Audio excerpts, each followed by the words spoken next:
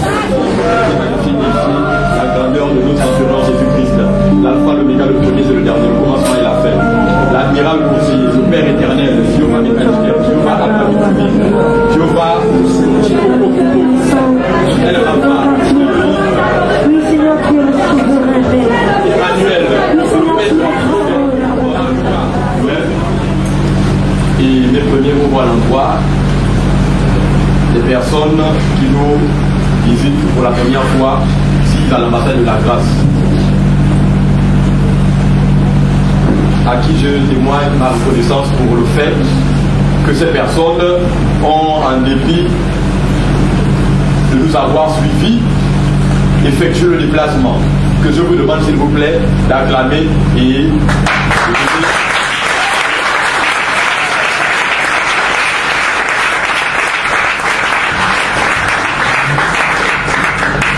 je ne rejeterai pas la règle qui est quotidienne pour moi désormais, de pouvoir également donner un vibrant hommage et une vibrante acclamation au pasteur de l'ambassade de la grâce, à qui également je vous demande s'il vous plaît de donner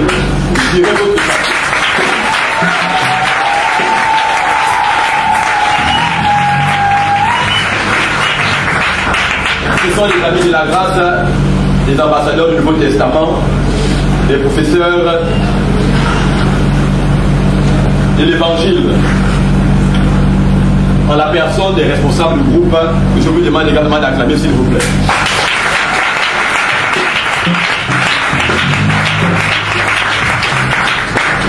Et enfin iconiques, légendaires et superstars, sans eux ne le sont pas, et je crois sans nous, ils ne sont pas. Les membres de cette assemblée également que je vous demande de révérer par une puissance.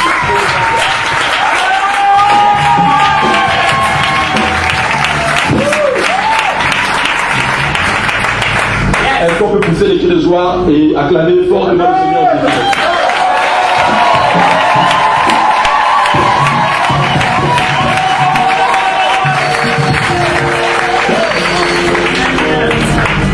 Jusqu'à présent, vous avez bien fait pour moi.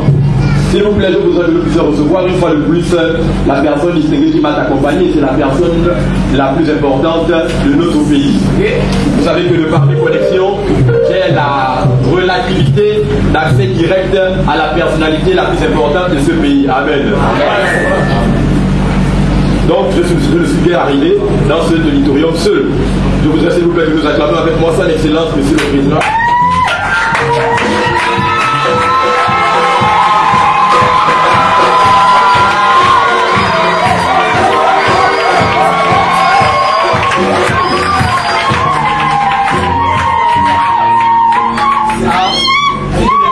introduit. Comment pourrais-je le présenter? Je voudrais, s'il vous plaît, que nous recevions sous une pluie d'acclamation son Excellence, Monsieur le Président de la République, le chef de l'État, le chef suprême des armées, garant de la République, garde des sceaux, général en chef de l'armée céleste, son Excellence, j'ai cité le Saint-Esprit, que je vous demande.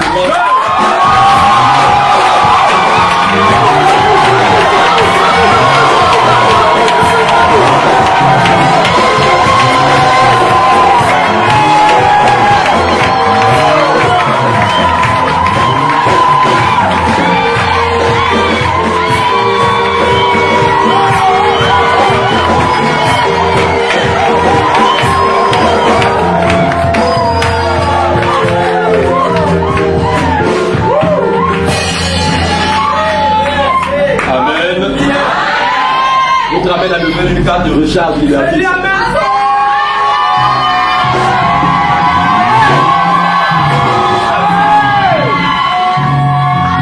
que votre ramène peut chiffler Satan ce matin?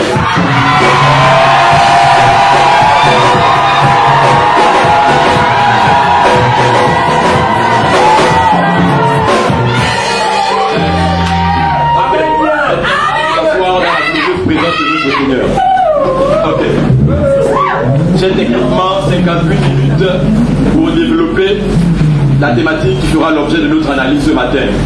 Une fois de plus, recevez mes salutations dans lesquelles je convois les vertus de la vie éternelle en Jésus-Christ. Tout à l'heure,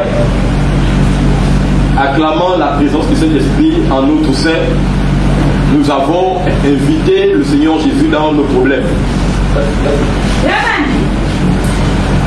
Par conséquent, je sais l'assurance que nul ne retournera de cet endroit de la même manière dont il est arrivé. Pendant que je parle, les personnes expérimentent déjà la guérison divine. Vous étiez lourd en vous réveillant et en vous rendant de chez vous pour l'église.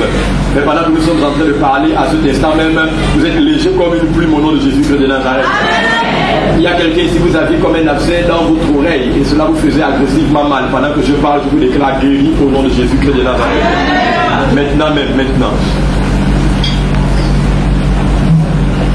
C'est une femme, lorsque vous pensez souvent, vous avez des images comme des flashs qui vous apparaissent généralement d'accidents, d'événements tristes ou encore d'incidents malheureux. Des flashs de mort. Pendant que je parle au nom de Jésus-Christ, l'esprit de peur qui vous donnait des soudaines palpitations disparaît au nom de Jésus-Christ de Nazareth. À cet instant même. S'il vous plaît, dans l'instant où j'ai parlé, normalement vous devriez constater le changement dans votre vie. Maintenant même, pendant que nous sommes là. Nous ne sommes pas là pour tempérer avec le diable. S'il y a quelqu'un de plus dangereux que Satan dans ce pays, c'est moi au nom de Jésus-Christ. Amen. Ok, bref, je vais essayer de m'arrêter là parce que j'ai peu de temps. Aujourd'hui même, s'il vous plaît, je voudrais avec moi que nous puissions ouvrir nos livres dans le livre de Genèse, dans son chapitre 1er, à son verset 12. Que quelqu'un nous le lise.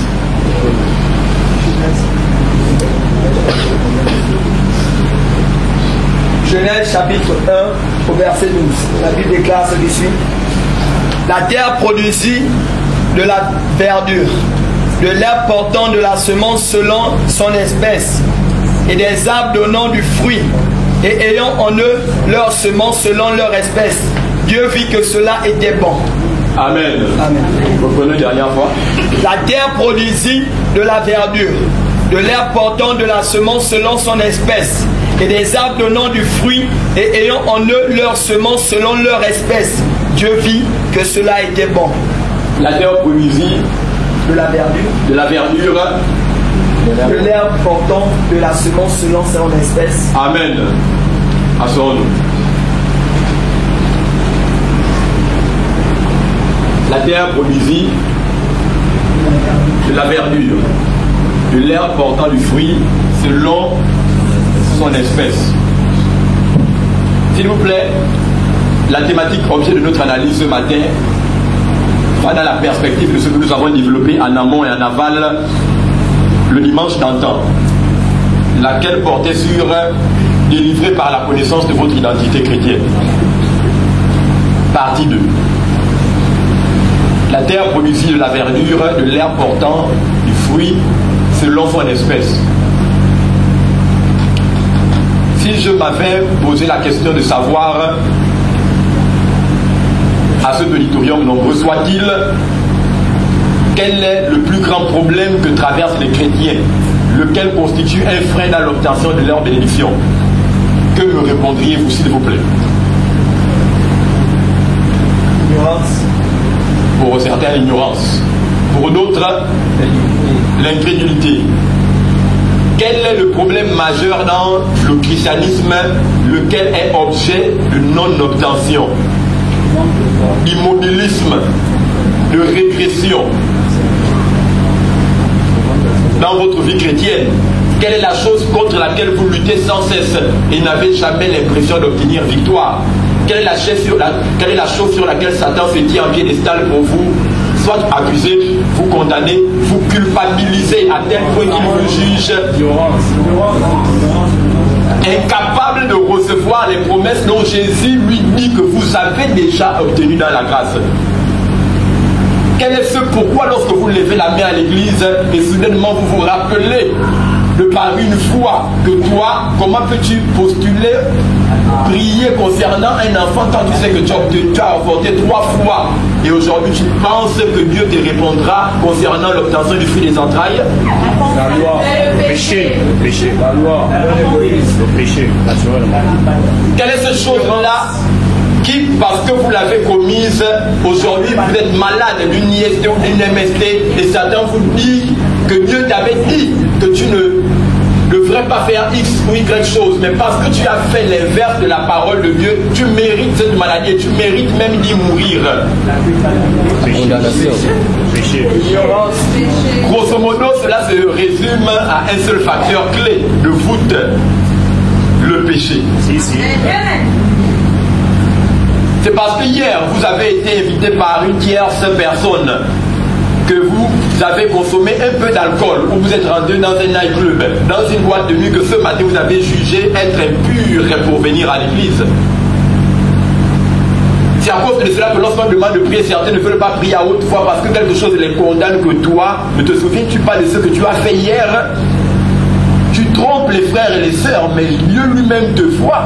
Et alors, à partir de cet instant, vous qui avez les mains hautement élevées pour glorifier, adorer le Seigneur Jésus, commencez à baisser une main. Vous la mettez dans la poche pendant l'adoration.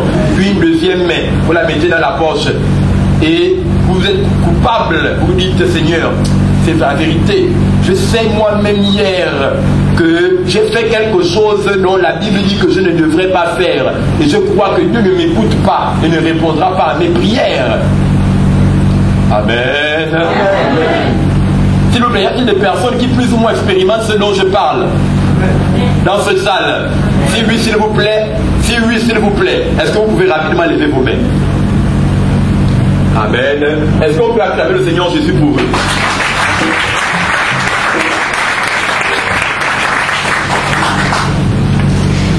Tu as trompé ton mari avant que tu ne sois chrétienne. Maintenant que tu es chrétienne et que tu as divorcé, tu penses que Dieu va t'exaucer en te donner un nouveau mari. 3 fois tu as commis l'avortement quand tu étais païenne. Et maintenant que tu es mariée en Christ, tu oses prier pour obtenir un enfant. Penses-tu que Dieu te le donnera? Ne sais-tu pas ce que tu as fait avant et que ces liens-là te poursuivent jusqu'aujourd'hui dans ta vie chrétienne? Amen.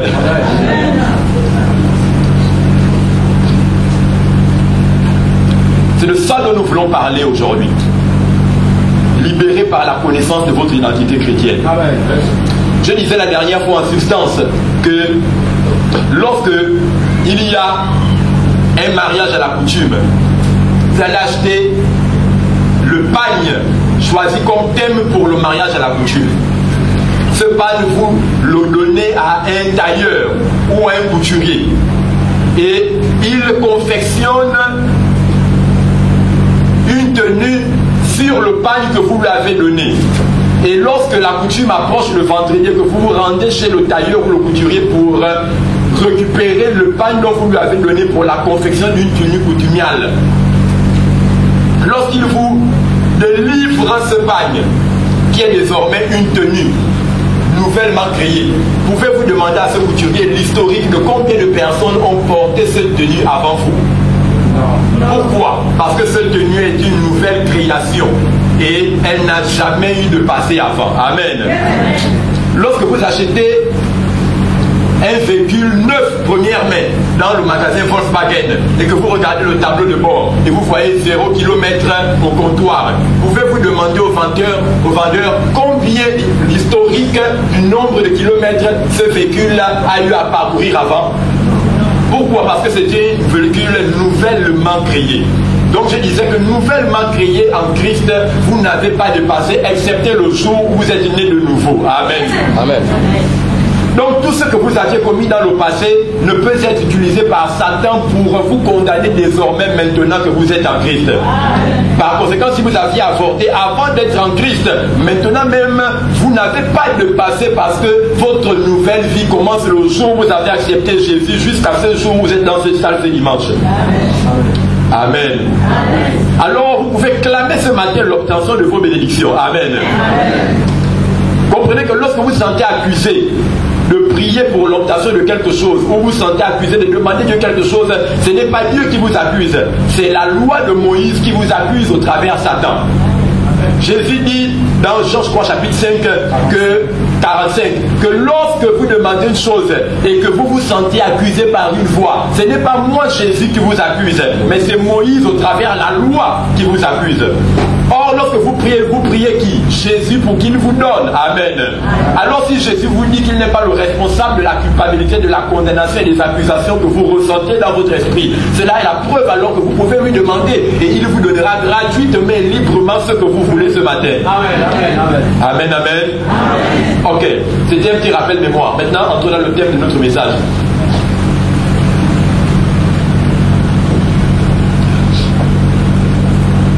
Délivré par la connaissance de notre identité chrétienne.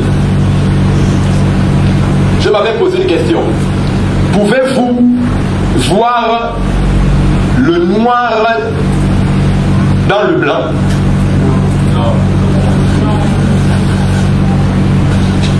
Non. Pouvez-vous voir les ténèbres dans la lumière? Dans ce mouchoir de couleur blanche, pouvez-vous voir le noir? Non. Pourquoi? Parce qu'il est blanc. Dans une pièce hautement éclairée, pouvez-vous distinguer les ténèbres? Pourquoi? Parce qu'il est la lumière. De la même façon, lorsque vous naissez de nouveau, vous êtes semblable à ce mouchoir nouvellement sorti de sa boîte. L'on ne peut pas voir le noir dans ce pur blanc. Pourquoi? Parce que vous êtes blanc de la blancheur de la sainteté de Christ. Amen. Amen. De la même façon que vous ne pouvez identifier le noir sur ce mouchoir blanc parce qu'il est blanc de par sa nature, Satan ne peut identifier les ténèbres et le péché en vous parce que vous êtes saints de par votre nature. Amen. Amen. Amen. Amen. Je ne sais pas si on se suit. Genèse que nous avons dit, la verdure reproduit de l'herbe selon. Comprenez avec moi que né de nouveau, une loi naturelle veut que toute sémence reproduit selon son espèce. Et toute espèce reproduit selon son genre.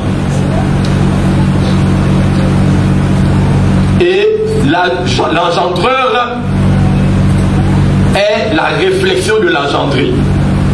Le créateur est la réflexion de la créature. Et la récolte n'est que à la ressemblance de la semence originelle.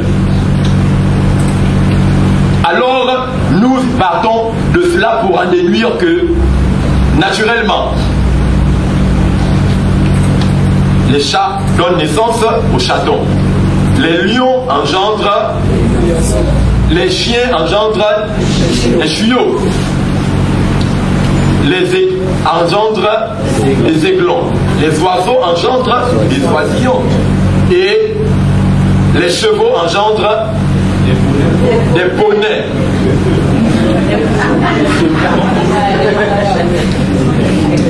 Les êtres humains engendrent des humains et Dieu par conséquent engendre des dieux. Or, si vous êtes une nouvelle créature, vous êtes né de Dieu. Par conséquent, un principe de la création veut que l'engendré a les traits de ressemblance de l'engendreur. La récolte a les traits de ressemblance de la semence originelle. Et tout enfant a les traits de caractère de son père. Si vous êtes enfant de Dieu, alors vous avez les traits de ressemblance de votre père qui est Dieu. De la même façon que les chatons ressemblent aux chats, les chiots ressemblent et que les aiglons ressemblent aux aigles, les oisillons ressemblent naturellement aux oiseaux et que les lionceaux ressemblent aux lions, les bébés humains ressemblent à leurs parents géniteurs, la nouvelle créature ressemble également à Dieu. Par conséquent, le chrétien ressemble à Dieu. Dans l'album de famille de Dieu, l'on peut voir clairement une ressemblance entre Dieu et le chrétien. Je ne sais pas si quelqu'un suit de quoi nous sommes en train de parler. J'ai dit bien libéré par la connaissance de votre identité. Amen. Par conséquent, je comprends que les chromosomes et la génétique de Dieu coulent dans mes veines. Parce que médicalement, il est prouvé que le sang qui circule dans les veines d'un enfant ne provient pas de la mère, mais du père. Or, si vous avez pour père, notre père qui est dans les cieux, cela suppose dire qu'il y a dans votre sang un sang ayant un groupe sanguin divin. B positif pour dire Dieu positif qui se dans vos gènes, dans vos molécules. Alléluia, alléluia, alléluia. La blancheur représente la sainteté de Dieu. Et le rouge représente le sang versé par Jésus-Christ pour la rédemption de vos péchés. Or, dans le système de l'homme, il y a les globules blancs et les globules rouges. Une représentation animale de ce que Dieu, dans le conseil supérieur de sa volonté, voulait faire pour vous. Qui combattent toute impunité et toute maladie dans votre système. Comme le sang de Jésus également et sa sainteté sont l'antidote contre le péché, la mort, la malédiction dans votre existence. Vous recevez au nom de Jésus-Christ de Nazareth la libération sur le péché. Calmons un peu là, balisons un peu les choses. N'acclamez pas d'abord, amen. Je ne vais pas terminer. J'en déduis que j'ai alors non seulement la ressemblance, ce que je dirais la carrure de Dieu, non seulement j'ai la posture de Dieu, c'est-à-dire je peux me tenir dans certaines positions qui, lorsque certaines personnes me regardent, je suis chrétien, qui veut dire comme Christ, Dieu dans une forme humaine. Amen. En même temps également j'ai la structure de Dieu. Outre, j'ai été fabriqué du même bois que Dieu lui-même. Amen. Yes. Ce dont Jésus fut fait et ce dont je suis fait. Si. Je ne sais pas si quelqu'un voit alors la traçabilité de son ADN. Amen. Alors, par conséquent, si j'ai la carrure, la posture, la stature et la structure que Dieu lui-même, dans sa forme humaine, avait, parce que je suis son fils, il s'ensuit naturellement que j'ai également sa nature. Et de manière étymologique, Dieu s'est défini comme étant le 3 fois saint. Alors, si je suis issu de lui, ou si j'ai été engendré par lui, je suis moi-même en tant que chrétien 3 fois saint. Alors, je peux le dire sans sourciller que moi, en tant que chrétien, je suis 3 fois saint, comme mon Père Dieu est 3 fois saint. Alors, si je suis 3 fois saint, comment puis-je demander pardon à Dieu pour mes péchés, puisque un saint n'a jamais péché? Il est blanc comme ce mouchoir aux yeux de Dieu, et par conséquent, on ne peut trouver le péché en Dieu, on ne peut trouver le péché dans l'enfant de Dieu, parce que l'enfant de Dieu a la nature de la 3 fois sainteté de son Père. Il ne lutte pas, il ne jeûne pas, il ne prie pas pour être saint. Il est saint par son droit de naissance de son Père. Vous n'avez jamais prié et jeûné pour ressembler à vos parents qui vous ont mis au monde. S'il y a quelqu'un qui dit en même temps il a prié pour ressembler à ses parents, il vient devant le délivre au nom de Jésus. Vous ressemblez à votre père ou à votre mère naturellement. Par conséquent, Dieu ne lutte pas pour vivre la sanctification. Amen. Y a-t-il un homme ici qui lutte pour se comporter comme étant un homme? Qui vient ici, on le délivre au nom de Jésus. Y a-t-il une femme qui est ici qui lutte pour se comporter comme une femme? Jamais. Jamais. Vous vous comportez naturellement comme un homme parce que par nature vous êtes un homme. Vous vous comportez naturellement comme étant une femme parce que par nature vous êtes une femme. De la même façon que Dieu ne lutte pas pour faire le bien, mais qu'il fait le bien parce que c'est sa nature de faire le bien. En tant que chrétien, je ne lutte pas pour faire le bien parce que c'est dans ma nature de reproduire de bonnes œuvres de faire le bien. Libérez au travers de la connaissance de votre identité. Amen. Est-ce que je peux un peu continuer? Amen. Alors de la même façon, vous ne verrez jamais un chien lutter pour apprendre à aboyer. Il est sûr qu'il sait déjà comment envoyer. De la même façon que Dieu ne lutte pas, qu'il est aisé, facile pour Dieu de faire le bien, de la même façon qu'il est facile pour un chat de miauler, pour un chien d'aboyer, pour une poule de roucouler, pour un coq de chanter le matin, pour un cochon de grogner. Vous ne verrez jamais un serpent lutter pour ramper. Dès sa naissance, il a rampé, il rampera toujours. Vous ne verrez jamais un être humain lutter pour se réveiller ou encore tout simplement pour dormir. Pourquoi? Parce que c'est dans sa nature de pouvoir se réveiller, de pouvoir dormir, de pouvoir aller dans les lieux secrets. Amen. C'est naturel pour tout être vivant de respirer et c'est naturel pour tout un monde de ne pas respirer. Vous ne pouvez pas être un cadavre qui respire, vous ne pouvez pas être un être vivant qui ne respire pas. Tout être vivant de par sa nature doit respirer et tout cadavre par sa nature ne doit jamais respirer. Alors, de la même façon qu'il est aisé pour un chat de miauler, pour un chien d'aboyer, pour un cochon de grogner, pour un bébé de gazouiller et pour un être humain adulte de pouvoir parler naturellement. Il est naturel pour un chrétien qui a la nature de sainteté de Dieu de pouvoir commettre de bonnes œuvres. Il n'obéit pas à un script qui a été élaboré pour bien se comporter. C'est dans ses gènes et dans ses molécules de bien se comporter au nom de Jésus-Christ de Nazareth. Il est facile pour moi de me comporter comme un homme. De la même façon, il est naturel pour un chrétien de faire de bonnes œuvres au nom de Jésus-Christ de Nazareth. De la même façon, je ne lutte pas. Lorsque vous êtes maintenant chrétien et que vous luttez pour faire de bonnes œuvres, il y a un problème.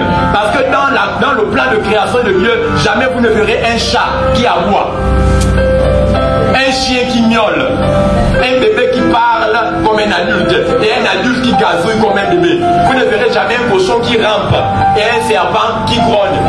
Sinon, vous prendrez la poutre d'escampette. Alléluia. Donc de la même façon qu'il est impossible pour Dieu de commettre de mauvaises œuvres, il est normalement impossible pour un chrétien à cause de sa nature de sainteté de commettre de mauvaises œuvres. Amen. Mais pasteur, il m'arrive de temps en temps de forniquer, de boire, de fumer, d'aller en boîte de nuit. Il m'arrive de temps en temps de me mettre en colère, à trahir mon prochain, peut-être que je souhaite même sa mort. Amen. Amen. Cela ne fait pas de vous un pécheur. Romains chapitre 6, verset 6 dit: sachant que le vieil homme a été détruit, afin que le cœur du péché soit crucifié avec lui, afin que nous ne servions plus le péché. Amen. Romains 12, 1 dit: ne vous conformez pas au siècle présent, mais soyez transformés par le renouvellement de votre intelligence. En tant que chrétien, né de nouveau, j'ai deux responsabilités. J'ai la responsabilité de pouvoir renouveler mon intelligence et de pouvoir veiller sur mon corps. La Bible dit, sachant que l'ancienne nature du péché a été crucifiée, afin que le corps du péché soit détruit pour que nous ne servions plus le péché. Le corps du péché ici, ce n'est pas votre corps physique. Non. C'est l'ancienne nature du péché qui a été détruite dans votre corps. Mais cependant, l'ancienne nature du péché subsiste toujours dans votre chair. Alors, lorsque par la mémoire, vous vous souvenez que, lorsque vraiment il faisait frais comme ça, j'avais l'habitude de fumer. Bien que vous soyez né de nouveau, L'ancienne nature du péché a été détruite dans votre esprit seulement. Mais l'ancienne nature du péché existe toujours dans votre chair.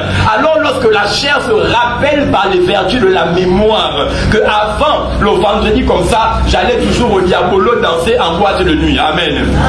Bien que vous soyez chrétien, vous allez avoir le vendredi l'envie de toujours aller en boîte de nuit. Mais qu'est-ce que vous devez faire? Vous devez prendre la décision de pouvoir désormais charger vos pensées par la parole de Dieu pour que la parole de Dieu qui pèse dans votre pensée puisse assujettir votre corps à faire la volonté de la nouvelle nature de justice que vous avez reçue en vous. Mais si vous êtes chrétien et que vous ne prenez pas la responsabilité de charger vos pensées par la parole, vos pensées qui sont dominées par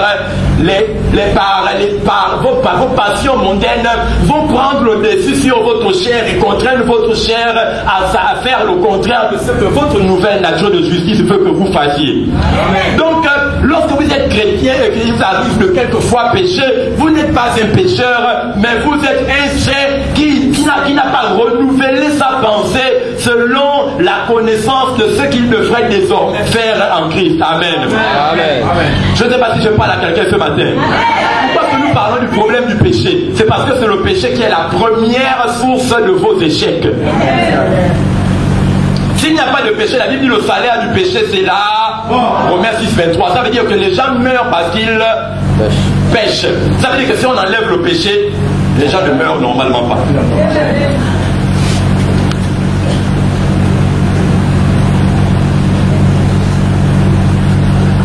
Amen. Est-ce qu'on peut continuer? Amen. Permettez-moi de dire une chose. Le péché n'est pas un acte, n'est pas des actions et n'est pas un état que vous traversez par le cumul des péchés que vous avez commis dans une période et dans l'espace. Je ne sais pas si quelqu'un me comprend un peu. Amen.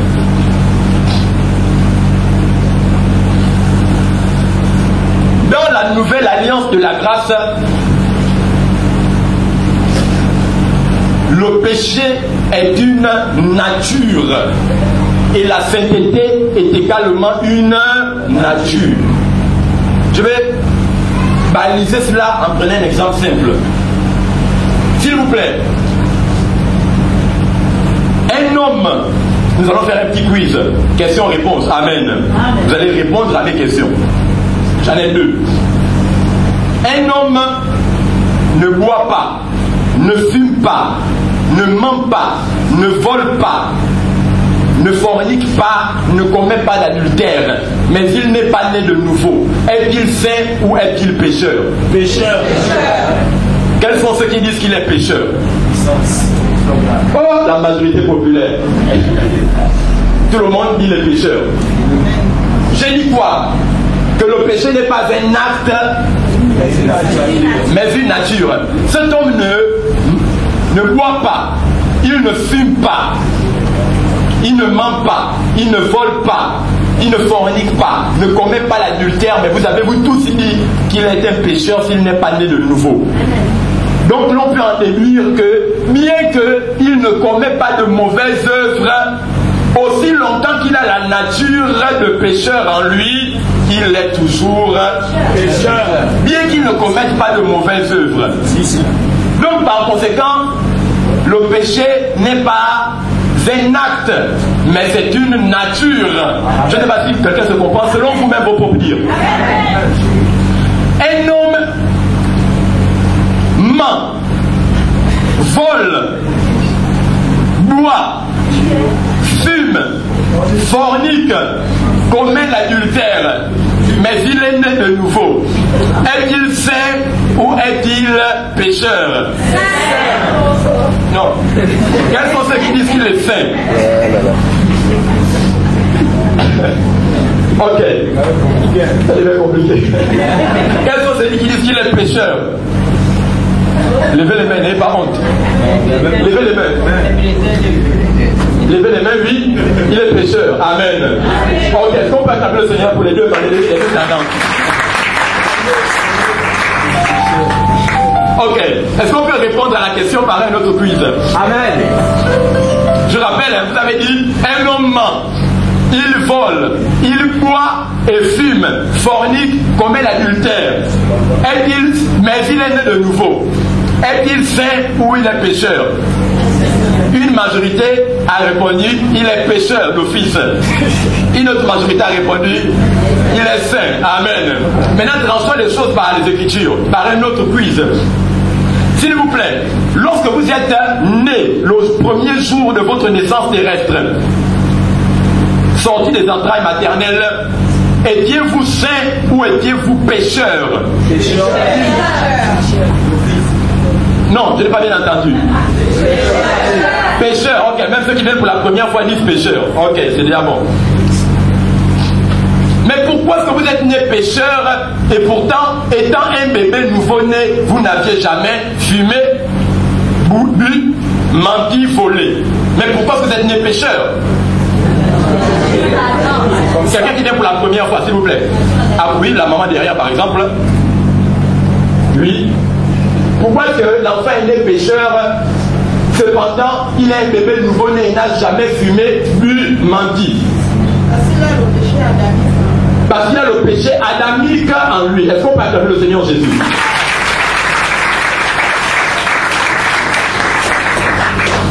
Parce qu'il a la nature adamique en lui. Alors, s'il a la nature adamique en lui, il était pécheur avant même de commencer à pécher. Donc, lorsque vous naissez dans ce monde, par vos parents biologiques, vous êtes pécheur avant même de commencer à pécher. Maintenant, Romains 5, 17 dit, si par l'offense d'un seul homme, Adam, plusieurs ont été rendus pécheurs, à plus forte raison par l'obéissance d'un seul homme, Jésus-Christ, plusieurs sont rendus saints. Lorsque vous naissez de nouveau, vous naissez saint ou pécheur? Vous naissez saint. Mais qu'avez-vous fait? Est-ce que vous avez commencé? Est-ce que vous êtes abstenu de boire? Est-ce que vous êtes abstenu de fumer? Est-ce que vous êtes abstenu de mentir et de voler pour être saint le jour où vous êtes né de nouveau? Répondez-moi s'il vous plaît. Mais alors, si vous n'avez même pas encore commencé à vous sanctifier, comment est-ce que vous naissez saint? Sans sanctification. La même maman derrière. Hein? Vous ne suivez pas? On va reprendre. Nous sommes en train d'enseigner. Amen. Je veux que les gens grandissent spirituellement. Amen. Parce que quand vous comprenez certaines choses, vous-même vous allez commencer à chasser les démons. Voilà. On va plus pratiquer la délivrance. My God. J'ai dit un enfant nouvellement né, ou encore un chrétien né de nouveau, né saint ou pécheur?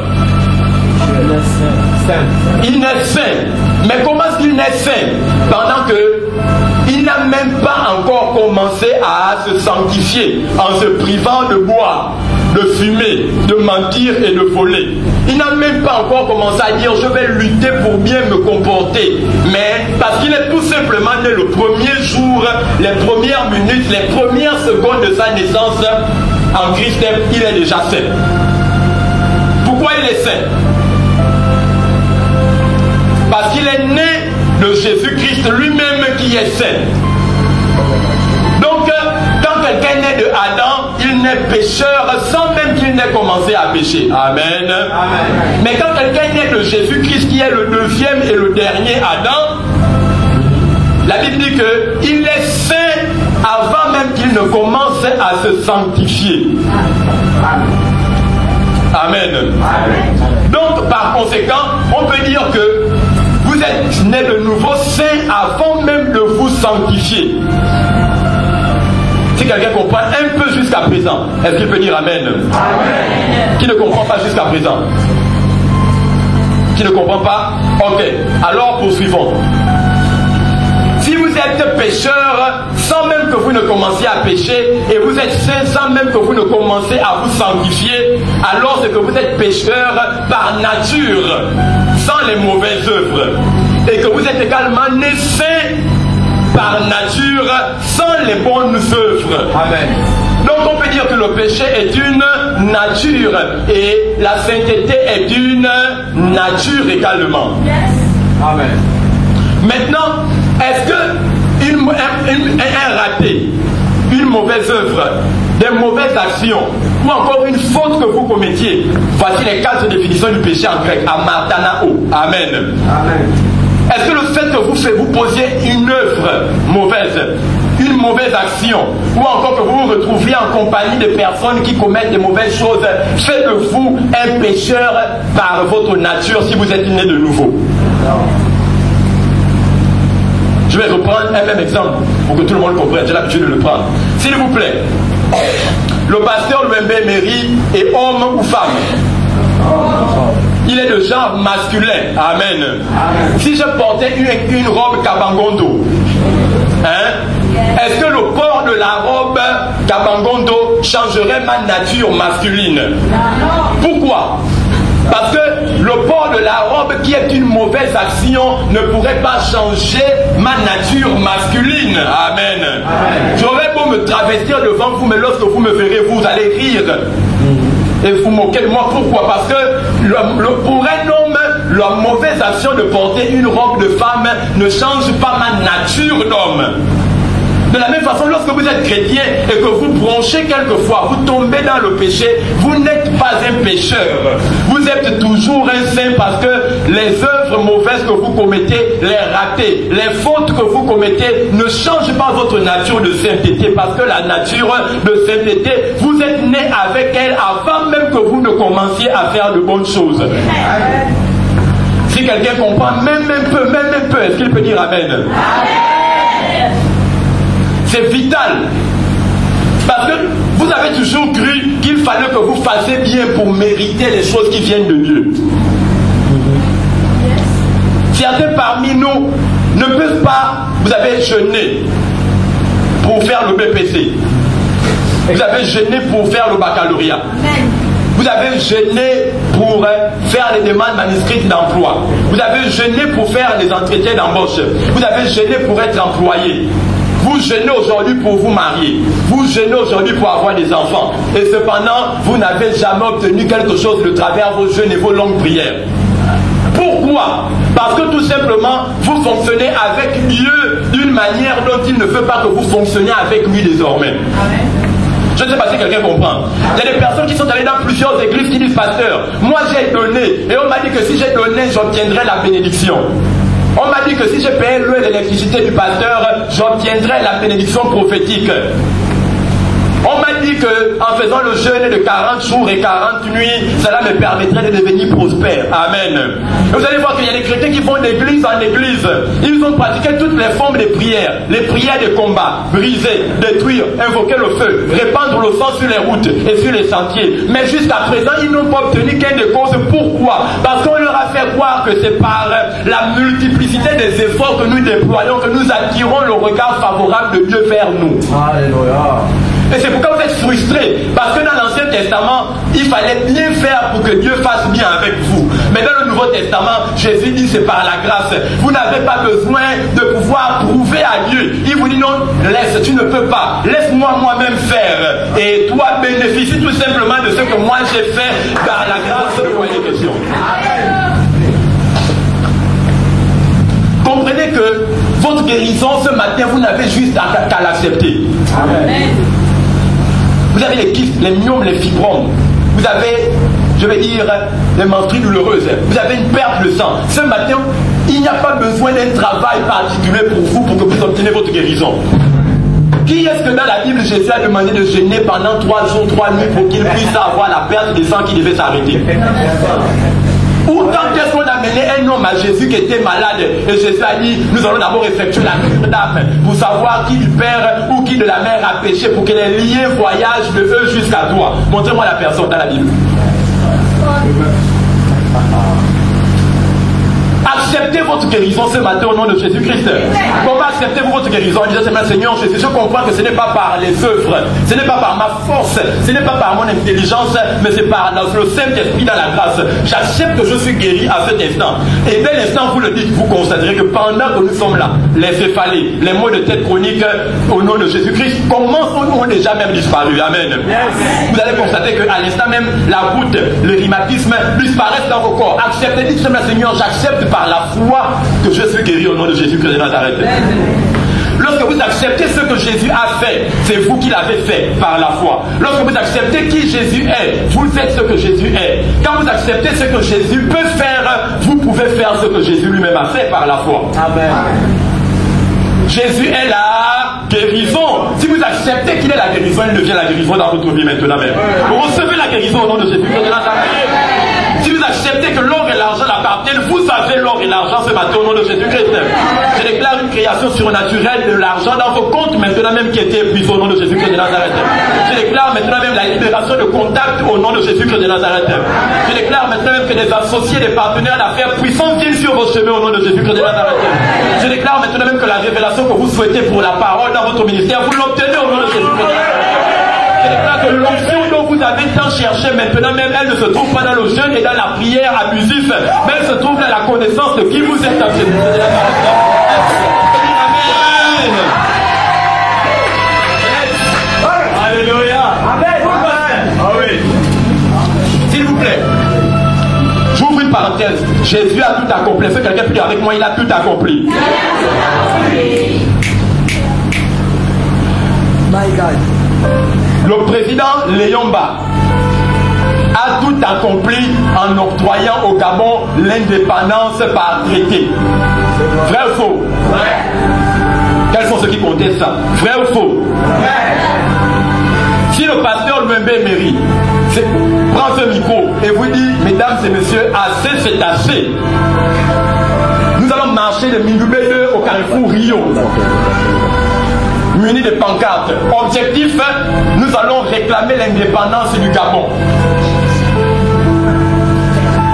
En 2017. Qui me suit? Moi, le pasteur me suit pas. Qui me suit? Qui me suit? Ah, mais on est ensemble, mon frère.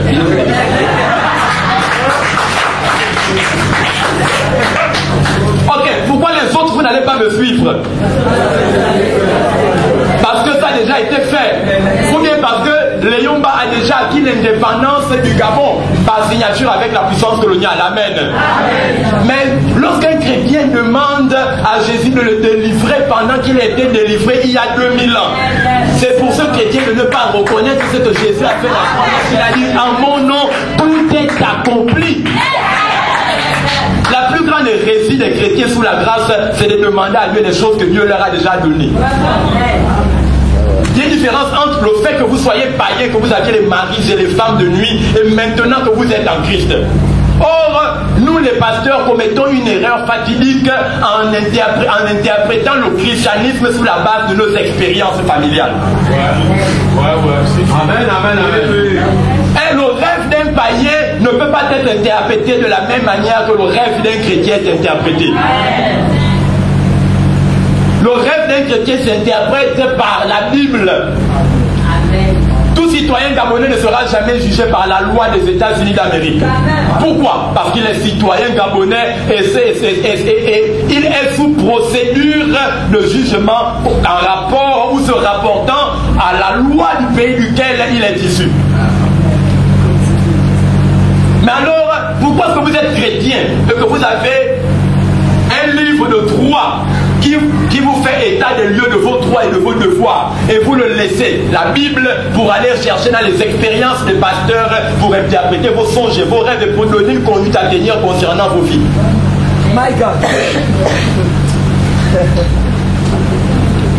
Oh. Bon, là certains ne comprennent pas ce que je suis en train de dire maintenant. Essayons d'avancer, nous allons comprendre. Ok.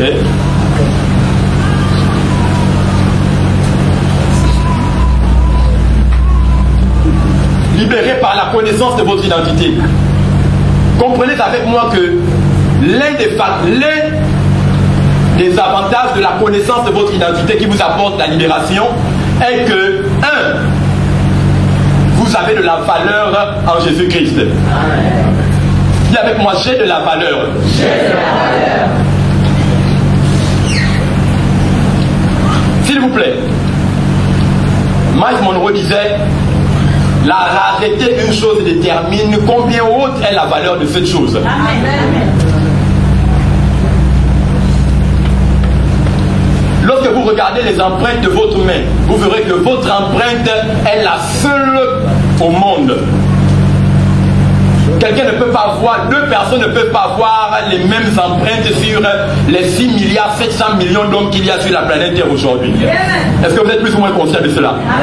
Cela veut dire que Dieu a voulu marquer au travers votre empreinte votre uniquité. Vous êtes unique en votre genre. Dis à celui qui est à côté de toi que tu es assis à côté de quelqu'un d'unique sur terre. Il n'y a pas 2 hommes sur 6 milliards 700 millions de personnes qui ont la même empreinte que vous. Les jumeaux peuvent naître du même ventre, ils n'auront jamais la même empreinte. Or, la rareté d'une chose détermine combien haute est la valeur de cette chose. Par conséquent, le diamant est rare, c'est la raison pour laquelle sa valeur est haute. L'or est rare, c'est pourquoi sa valeur est haute. L'argent est rare, c'est pourquoi sa valeur également est haute. Les perles précieuses sont très rares, c'est pourquoi leurs valeurs également sont très hautes. Vous êtes le seul à avoir votre empreinte, bien qu'étant né du même, la même famille, du même pays. Donc par conséquent, votre valeur, elle est haute. Amen. Pasteur, moi, tu m'as dit que j'ai une valeur haute. J'ai été rejeté, abusé, humilié, méprisé, calomnié, censuré, critiqué. Jeté dans la boue, laissé au banc de la société, enfant mal aimé de ma famille, des privilégiés parmi les plus privilégiés, les bien-aimés. Tu vas me dire, moi j'ai une valeur. Oui, tu as de la valeur. Est-ce que je peux vous prouver votre valeur ce matin? Un adage dit populaire que l'âme d'un homme n'a pas de valeur. Si je vais calculer la valeur de votre âme ce matin, je vais vous présenter à chacun combien vous valez. Et vous allez dire, moi je vaux tant désormais. Alléluia. Bon, laissons ça, les gens commencent à me regarder bizarre. Changeons de sujet. Est-ce que je peux vous présenter votre valeur? Un autre adage dit que la valeur d'un objet est déterminée par combien nous sommes à même de dépenser pour l'obtenir. C'est ainsi que vous n'allez jamais aller chez le Malien pour donner 300 francs pour une baguette de pain qui coûte 125 francs. Je ne sais pas si quelqu'un se comprend. La valeur d'un objet est déterminée par combien je suis prêt à offrir pour obtenir cet objet.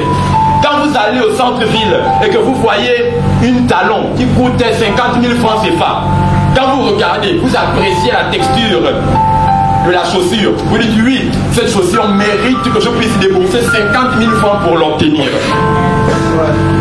Mais vous voulez savoir combien vous avez de la valeur. Il vous suffit de savoir combien Dieu a dû dépenser pour vous obtenir dans sa maison. Et la Bible dit que le prix que Dieu a payé pour vous obtenir, vous seulement qui me regardez, pas nous tous, pas l'église en général. Dieu a dépensé Jésus pour vous obtenir, vous seuls qui êtes dans. Est-ce que quelqu'un peut dire amen?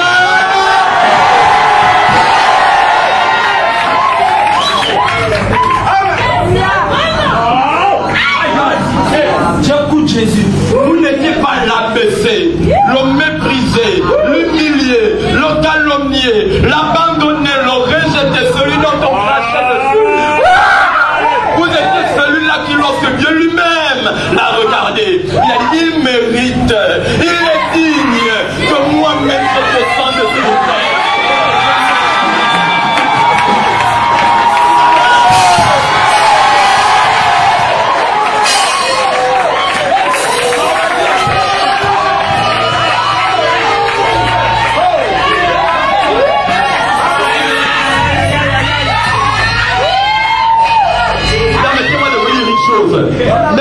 étiez la seule personne sur terre, Jésus serait quand même venu mourir.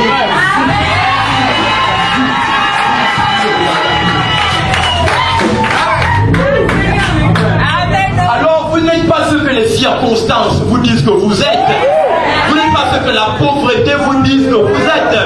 Vous n'êtes pas ce que les sorciers ont écrit sur un bout de papier. Vous n'êtes pas la stérile, vous n'êtes pas la veuve, vous n'êtes pas le méprisé, vous n'êtes pas les joueurs au baccalauréat, vous n'êtes pas le chômeur. Vous êtes ce que Dieu dit que vous êtes.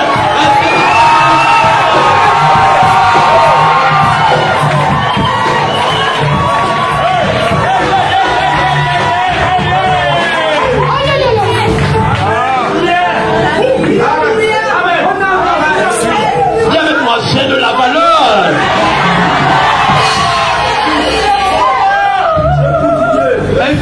Je tiens le nom par c'est plein. Passez-moi l'expression. Disait un jour à sa belle-mère, moi que tu vois, un jour, je serai quelqu'un. Vous que je regarde, ce matin, je vous le dis, dans peu de temps, vous êtes quelqu'un.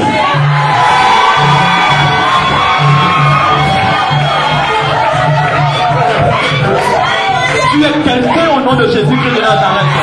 Tu es quelqu'un au nom de Jésus-Christ de Nazareth. Alors ce matin, redresse ta tête. Garde tes épaules. Tombe le torse. Lève-toi bien. Regarde en marchant vers le bas. Ça tombe vers le fils de la vie des rois.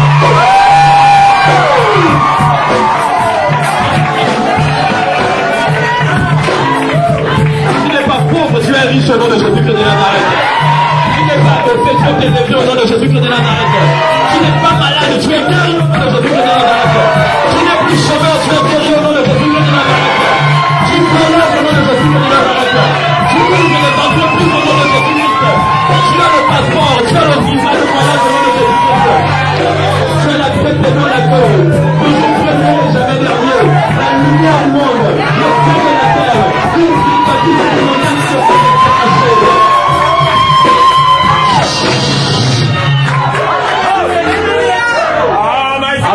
Amen. Laissez-moi vous dire quelque chose, s'il vous plaît. Mais pasteur, moi j'ai traversé les problèmes. Je bénis mieux de ce que vous traversez les problèmes. Parce que lorsque vous traversez les problèmes, c'est la preuve que vous n'êtes pas resté dans vos problèmes. Parce que celui qui reste dans ses problèmes n'évolue pas. Mais celui qui traverse les problèmes sans être un peu transformé. Le roi David pouvait dire l'Éternel est mon berger. Je ne manquerai de rien. Il me fait reposer dans les verts pâturages. Il me conduit près des sentiers de justice. Il me conduit près des eaux paisibles. À cause de son nom, lorsque je rentre dans la vallée de l'ombre de la mort, je ne ferai aucun mal. Sa roue et son bâton me rassure. Me rassure. Me rassure. Me rassure. Me rassure. Me rassure. Je ne mourrai pas. Dis où est ma tête mille et ma coupe déborde. Il presse devant mes adversaires une table. Oui! Sûrement le bonheur et la grâce m'accompagneront et j'habiterai dans la maison de l'Éternel jusqu'à la fin des jours. Est-ce qu'on peut dire amen?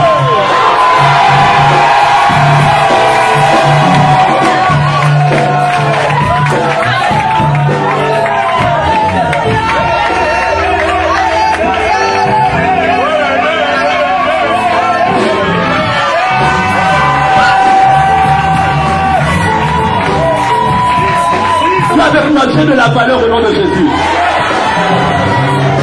S'il vous plaît, rapidement, je vais vous montrer que vous avez de la valeur. Si. Quelqu'un peut m'apporter un billet, peu importe lequel.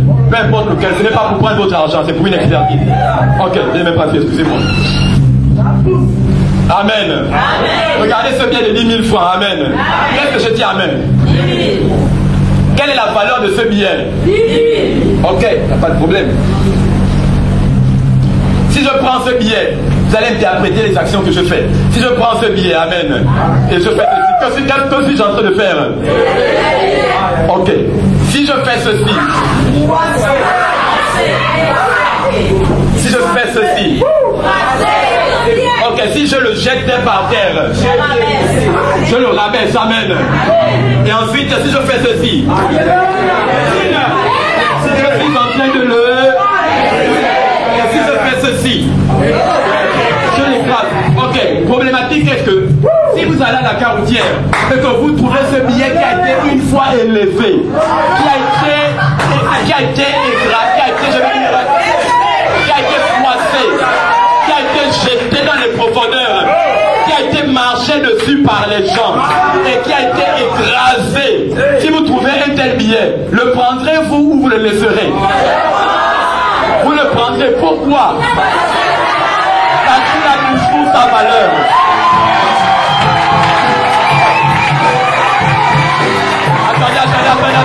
Attendez. De la même façon dont une fois Dieu vous a élevé et que les hommes vous ont abaissé, c'est qu'ils ont voulu vous froisser, ils vous ont jeté, ils vous ont piétiné, ils vous ont écrasé. De la même façon que lorsque Dieu ce matin à l'ambassade de la grâce reprend vos vies entre ses mains, les gens vous verront, ils diront toujours: vous avez de la valeur. Est-ce que quelqu'un peut dire amen?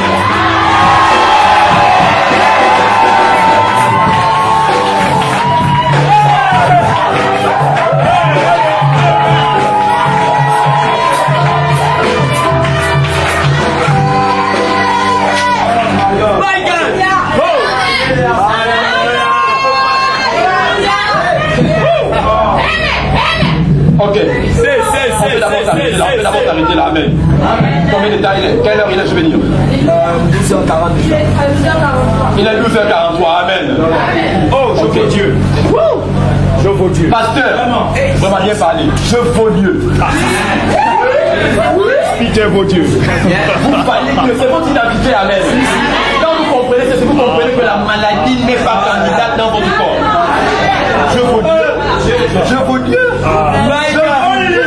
Membre de la famille de Dieu. Je suis parenté de Dieu. Vous ne pouvez pas toucher la femme du président aussi longtemps que son mari est chef de l'État. Vous ne pouvez pas me toucher aussi longtemps que mon père est le roi de toi.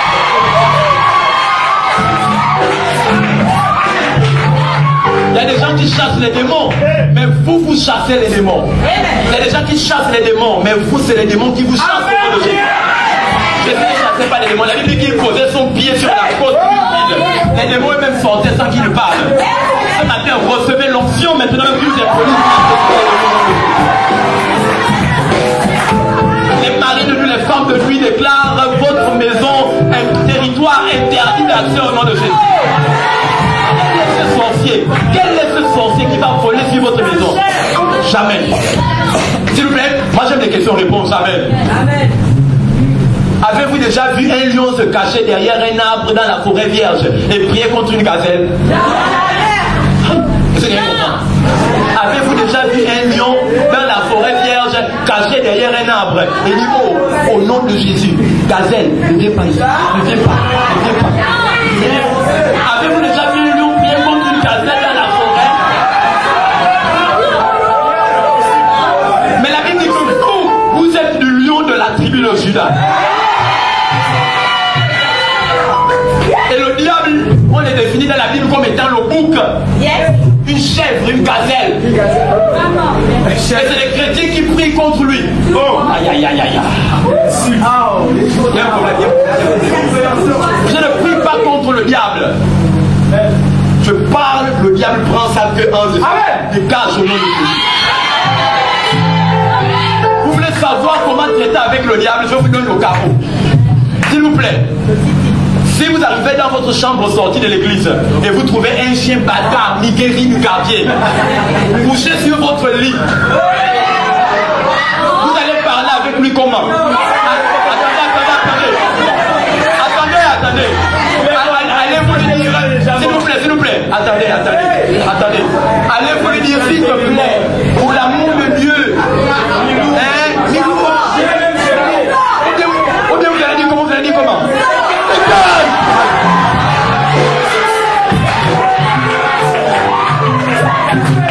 De la même façon dont vous pouvez voir un chien sur votre lit et lui dire: dégage sans réfléchir. De la même façon, vous devez parler aux maris, aux femmes de lui dans vos corps ce matin et leur dire: trop c'est trop, assez c'est assez. Ce matin,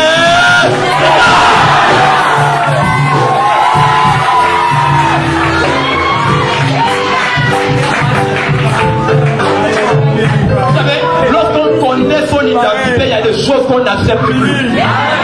Je parle en langue et c'est moi la même personne à qui on chasse encore les démons.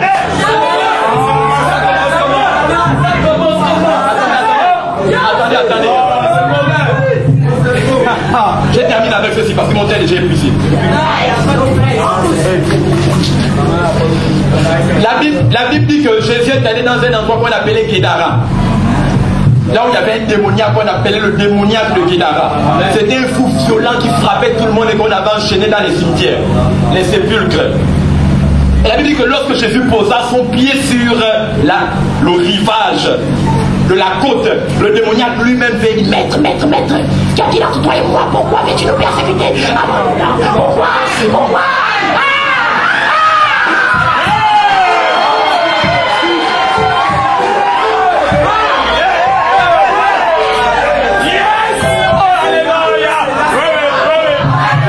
Regardez, on vous appelle comment? Vous êtes des chrétiens, vrai ou faux? Vous êtes des... Ce qui veut dire que vous êtes comme Christ. Donc l'attitude que les démons avaient vis-à-vis de Christ doit être l'attitude que les démons devraient avoir vis-à-vis de vous.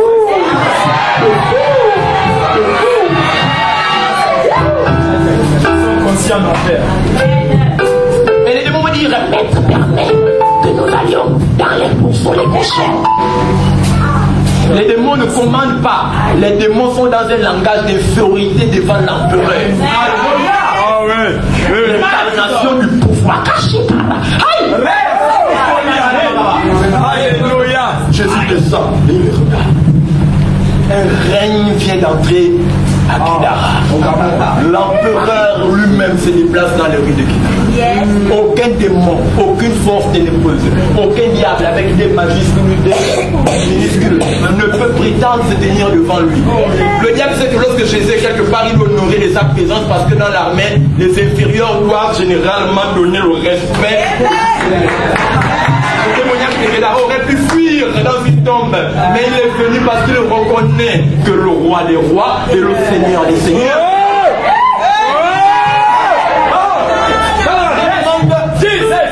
Permet que j'aille là-bas. Ça veut dire que les démons savent qu'ils ne sont pas supposés habiter un païen, à plus forte raison un chrétien. Vraiment. Si vous voyez une jeune fille mal habillée dans la rue de Ninouvé et vous lui dites, ah ma soeur, quand je te vois, vu la façon dont tu portes les sexy, même les jupes sexy et les longs talons comme ça, ton ventre est dehors, ton popotin est dehors, c'est sûr que tu dois être habité d'un esprit de sirène. Je vous dis, cette païenne va vous frapper correctement au nom de Jésus. Bien que ça soit vrai, mais lorsque dans une église on dit à une chrétienne que tu as un esprit de femme de nuit, encore un esprit de sirène, elle dit amen papa, amen le prophète, amen le prophète, amen le prophète.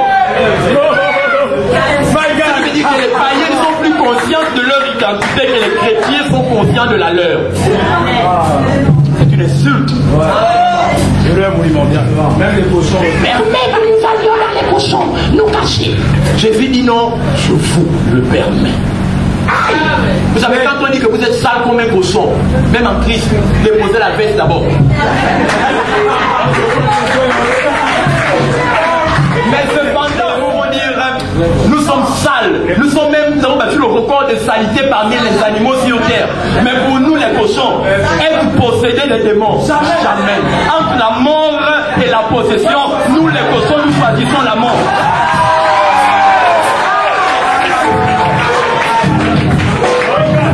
Et pour la première fois dans l'humanité, les cochons se sont eux-mêmes suicidés en se jetant du haut d'une falaise pour tomber dans la mer. Parce qu'ils ont dit, nous refusons la possession. Or, vous les humains chrétiens, vous dites non, le cochon est sale. Mais vous acceptez que les démons rentrent en vous. Vous acceptez qu'on vous dise dans une église que vous êtes possédé, pendant que vous avez le Saint-Esprit en vous.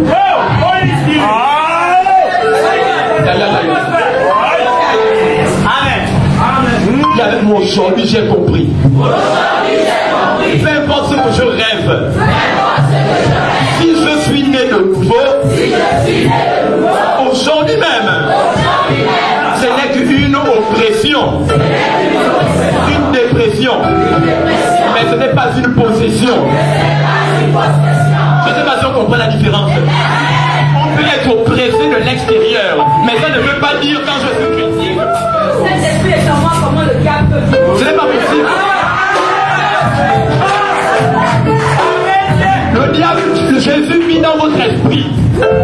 où le Saint-Esprit vit dans votre esprit, Révolution. les démons également vivent dans votre esprit. Donc ça veut dire que Satan et Jésus dorment sur le même lit dans vos chambres. Jamais même cadeau. Dieu me m'enlève ce que je refuse.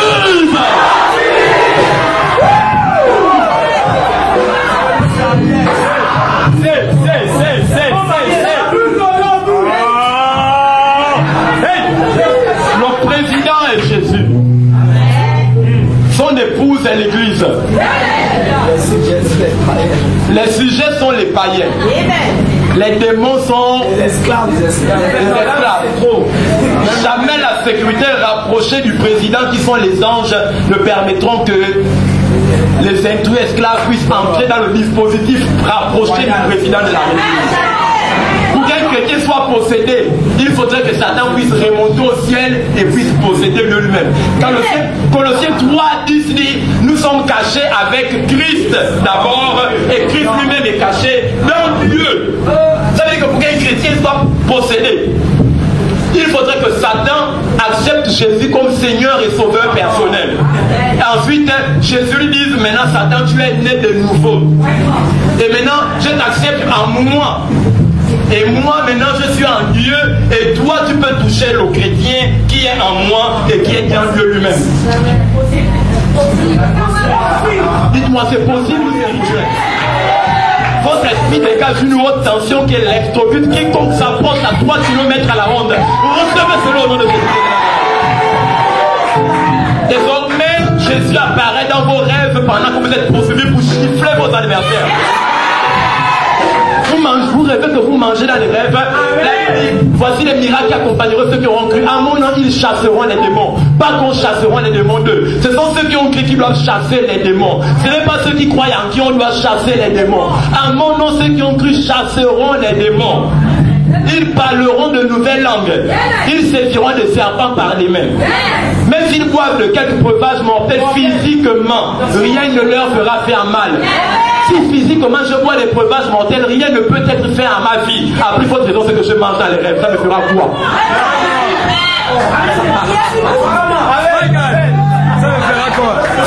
Vous êtes délivré au nom de Jésus-Christ de Nazareth. J'ai terminé. Que vous bénissez votre vie.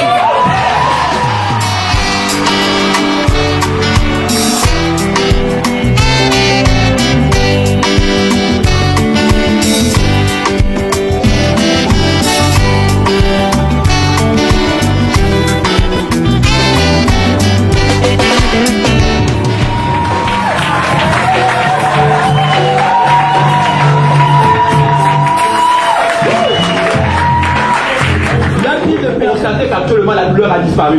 Levez-vous maintenant. Une autre maman ici, il y a un frère, le frère ici au milieu de lui. Lève-toi. Qu'est-ce que tu avais? Tu souffrais du paludisme. Et donnez le micro pour que ça. Je souffrais du paludisme. J'ai fait 3 jours dans le paludisme, mais je ne vais pas laisser ma route allongée. Ok. Quand tu es venu à l'église ce matin, tu n'as pas encore les symptômes du paludisme en toi? Légèrement. Légèrement. Comment tu te sens maintenant? Je me sens merveilleusement bien. Je te sens merveilleusement bien. Est-ce que j'ai bien pour lui? Non. Il écoutait quoi? Bonjour mes bien-aimés. Je voudrais vous partager ce que j'ai reçu comme message de la part de Jésus, notre Seigneur et Sauveur. Depuis longtemps, j'ai beaucoup prié, j'ai demandé à Dieu certaines choses. Jusqu'alors, je n'ai pas pu avoir. Et donc, mardi matin, après la prière du matin, le Saint-Esprit a fait grâce de pouvoir me parler. Et comme je ne reçois pas bien les choses, je me suis dit, bon, il faudrait que je vais quand même écrire et transmettre ce message-là au peuple de Dieu. Et je demande que le Saint-Esprit se manifeste, que lorsque je vais lire ce message, que ce message puisse vraiment apporter du fruit en surabondance. J'ai reçu où Dieu me disait que je suis un bon père. Vous le savez tous. Si je vous ai choisi, c'est vous qui représentez, c'est vous qui me représentez sur terre. Vous deviez vous réjouir. Vous devez réjouir mon cœur en faisant ce que je veux. Vous voulez des choses que vous me demandez, mais moi je veux vous voir à ma ville. Lorsque vous travaillez pour moi, vous aurez votre récompense. Et vous ne manquerez de rien. Si vous le faites comme je le veux, j'agirai. Et il a pris un exemple en disant, vous êtes des pères et des mères de famille. Vous avez des enfants dans vos familles, dans vos maisons. Lorsqu'un enfant obéit à son papa, qu'est-ce qu'il faut faire? Le cœur du père est réjoui, le cœur de la maman est vraiment réjoui. Que l'enfant se bien comporté vis-à-vis de vous. Et en ce moment, le papa ou la maman donne ce cadeau à cet enfant parce que l'enfant est plus obéissant. Mais par contre, un enfant qui est désobéissant, peux-tu donner un cadeau? Est-ce que le père, le cœur de la mère peut se réjouir ou le papa peut se réjouir si l'enfant est désobéissant? C'est ce que nous faisons avec Dieu également. Amen. Amen. Et il a commencé à dire qu'un enfant obéissant a des droits. Il a besoin de tous ces cadeaux. On ne peut pas récompenser quelqu'un qui désobéit. Cela n'est pas de l'amour. La moisson est abondante, mais les ouvriers sont peu nombreux. Et comme conseil, il nous dit, mettez-vous au travail, travaillez à ma vie, à temps et à contre-temps. Il y a des âmes qui vous attendent, et vous aurez des comptes à me rendre. Je veux que ces âmes soient sauvées. Je ne suis pas venu pour les perdre. La bénédiction est attachée à mon service. Vous avez beaucoup géré, prié, mais le service, c'est le sacrifice. Le service, c'est l'amour. Le service, c'est l'obéissance. Le service, c'est la pratique de Dieu, la parole de Dieu. Et l'engagement que vous prenez à ma société qui est l'Église, la société de Dieu, c'est l'Église, pour avoir un gain spirituel, un ouvrier qui ne travaille pas ne peut pas être rémunéré. C'est clair, l'ouvrier mérite son salaire. C'est la parole de Dieu. Merci.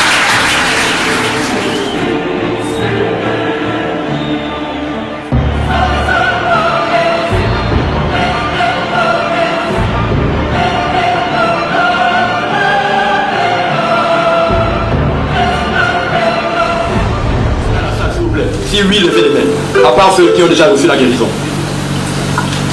Est-ce que devant vérifier? Parce que devant on ne voit pas bien. Regardez celles personnes devant. Parce que là, si vous êtes dans la sauce, vous êtes malade. Vous avez des problèmes de kyste, myome, fibrome, là vous n'enfantez pas. Vous avez le problème de IST, MST, cancer, vous avez une gangrène dans les seins, ce genre de choses. Y a-t-il des gens devant? Y a quelqu'un qui lève la main? Mal de dos. Mal de dos? Oui. Ok. Maman, est-ce qu'on peut s'élever tous pour la maman? Non, ne regardez pas derrière, parce que la main c'est obligatoire. Pas de problème.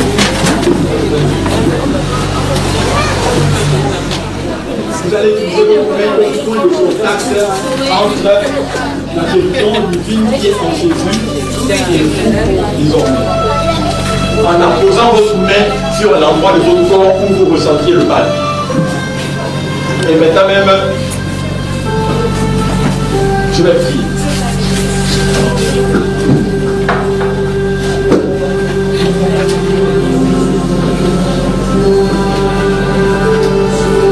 Père, dans le nom de Jésus le Nazaréen, tout pouvoir m'a été donné dans le ciel comme sur la terre. Au nom du Nazaréen ressuscité Jésus. Pendant que cette femme a les mains à poser sur son dos, maintenant, je commande à la douleur, qu'elle soit naturelle, spirituelle ou encore psychologique, de partir maintenant. Vous imposerez les mains aux malades et ceux-ci recouvreront la guérison.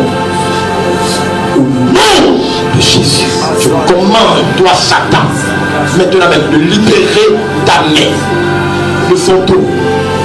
Retire ta main de son dos. La douleur, le mal, l'infirmité au niveau de cet endroit ou de quelque autre dans son corps ont disparu à cet instant. Dans le nom de Jésus, nous avons prié. Amen. Est-ce que nous pouvons d'abord acclamer le Seigneur Jésus, s'il vous plaît?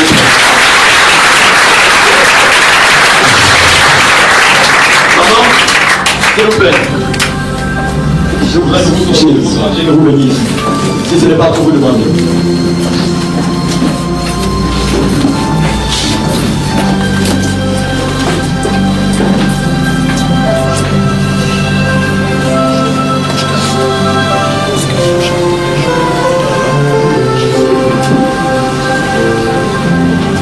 Maman, la Bible d'Exode chapitre 20, que Dieu n'aime pas les mensonges. Vous le savez, dans les 10 commandements.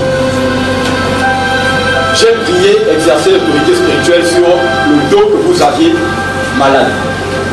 Je voudrais s'il vous plaît qu'à cet instant, vous puissiez vous-même vérifier votre corps et que vous me dites comment est-ce que vous vous ressentez. Simplement.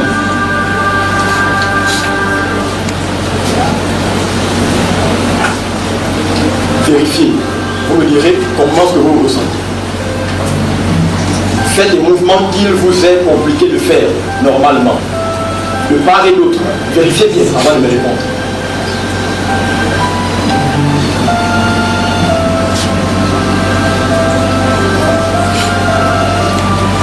Comment est-ce que vous vous sentez actuellement?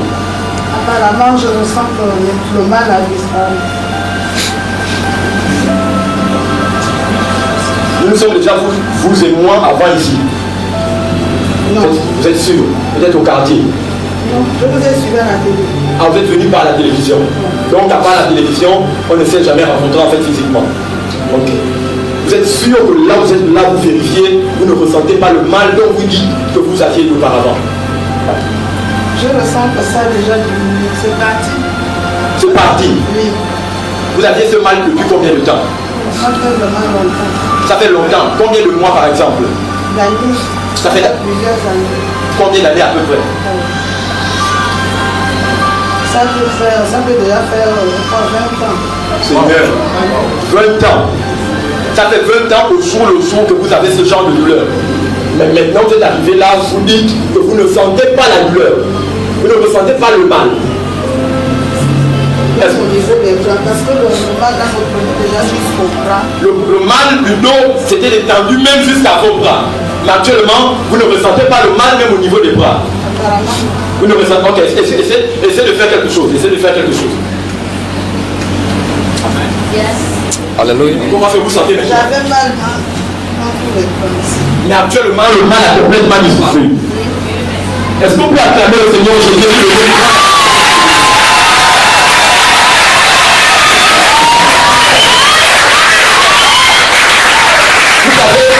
C'est les gens qui sont dans l'église, on a déjà entendu avec eux pour fomenter les témoignages. Mais ce n'est pas quelqu'un qui avait nous qui vient pour la première fois, qui nous a suivi à la télévision. Et qui a souffert d'un mal pendant 20 ans. Et qui dit en une fraction de seconde, la douleur du dos qui s'était étendue jusqu'au bras a disparu. Maman, la Bible dit que ce que Dieu nous donne, nul ne peut le reprendre de vous-même. Si aujourd'hui, après 20 ans, vous sentez votre corps en bonne santé, aujourd'hui même, jusqu'au retour de Jésus, vous n'aurez plus jamais ce mal dans votre corps. Vous recevez par la foi. Maintenant même, il y a une chose.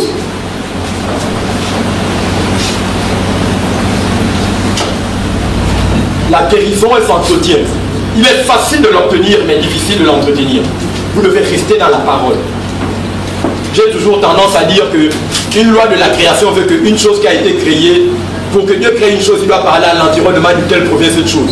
Pour que Dieu puisse créer les oiseaux, Dieu devait parler à la terre. Pour que Dieu puisse créer les chèvres et les lions, Dieu devait parler à la terre. Pour que Dieu puisse créer les poissons, Dieu devait parler à l'environnement duquel il provenait, la mer. Pour que Dieu puisse créer l'homme, Dieu a dû se parler à lui-même, parce que l'homme sortait de lui. Et pour que Dieu puisse créer la femme, il a dû parler à l'homme de qui la femme sortait. Pour que les choses qui ont été créées puissent continuer de bien vivre, ces choses ont besoin de rester en contact permanent dans l'environnement duquel elles ont été créées. C'est ainsi que vous verrez généralement, les oiseaux peuvent voler toute la journée, mais le soir reviendront se reposer sur les branches d'un arbre sur la terre ferme. Les lions doivent rester sur la terre ferme. Ils ne peuvent pas aller dans l'eau. Pourquoi? Parce qu'ils doivent rester en contact avec l'environnement duquel ils ont été créés. Amen. Les poissons doivent toujours rester dans l'eau et et ne peuvent pas rester sur la terre ferme. Pourquoi? Parce que l'homme est l'environnement dans lequel ils ont été créés. Pour que l'homme puisse bien vivre, il doit rester toujours dans la présence de son Dieu. Pour que la femme puisse bien vivre, elle doit rester dans la présence de son mari. Pour que vous puissiez bien vivre dans votre guérison, vous avez besoin de rester dans l'environnement duquel vous avez obtenu la guérison. Amen. Je vais de prêcher les évangiles rapidement comme ça concernant ceci. Vous devez rester dans la parole. Vous savez, vous devenez ce que vous mangez. Le type de parole que vous allez écouter va déterminer le genre de santé que vous allez avoir. Amen. Si vous allez dans un endroit où on prêche culpabilité, condamnation, la conscience du péché, vous allez être plus conscient de vos péchés et vous allez devenir à nouveau malade. Mais si vous êtes dans un endroit là où on vous dit que vous êtes supérieur au diable, vous êtes égal à Dieu, vous comprenez que si Dieu se réveillait un matin avec le rhumatisme, appellerait-il un ange, vous priez pour lui. Il exercerait son autorité de créateur et la maladie n'est pas avérée. Vous êtes Dieu, parce que vous êtes né de Dieu. Alors vous devez rester dans un environnement comme ceci.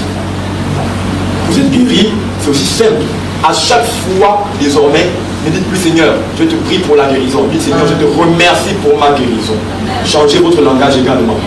Amen. Vous êtes guéri, c'est terminé. Plus jamais vous n'aurez cette maladie. Maintenant, vous pouvez faire le footing, faire le sport, grimper des arbres si vous voulez. Je veux dire, faites ce que vous voulez faire désormais. Tout va bien au nom de Jésus-Christ. C'est tellement facile que les personnes ont du mal à croire. Parce que chez nous, les gens viennent, on prie pour eux, sans les toucher, ils sont guéris. Et alors qu'ailleurs, il faut peut-être faire, on doit appliquer l'huile, le sel. Non. Dieu, c'est Jésus qui vous a guéri. Acceptez votre guérison, je vous renvoie libre. Et c'est terminé au nom de Jésus-Christ.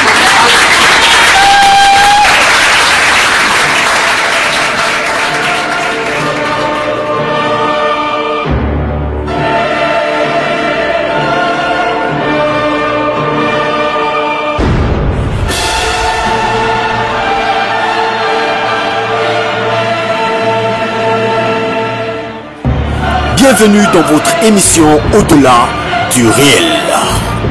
L'an 33 après Jésus-Christ, l'apôtre Paul reçoit le message de l'évangile dans l'arène de la grâce révolutionnaire. Ce message propulse l'Europe dans l'ascendance d'un réveil sans précédent. Mais à force de persécution, il s'éteint.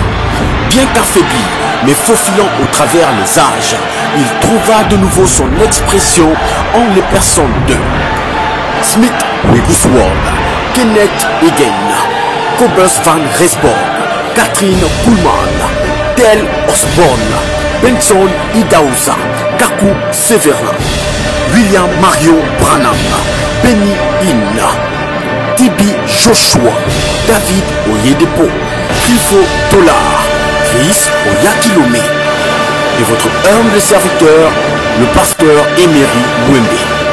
Bienvenue au-delà du réel.